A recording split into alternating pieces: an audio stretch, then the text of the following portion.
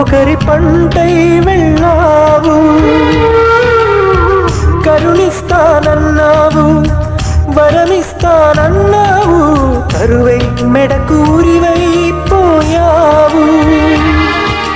దేవతలోనూ ద్రోహం ఉందని తేలిపావు, దీపం కూడా దహిస్తుందని తేల్చావు. ఎవరిని నమ్మాలి నన్ను తప్ప, ఎవరిని నిందించాలి నిన్ను తప్ప. నువ్వంటే ప్రాణమని, నీతోనే లోకమని, నీ తోడే లేకుంటే బ్రతికేది ఎందుకని. ఎవరికి చెప్పుకోను నాకు తప్ప, కన్నుల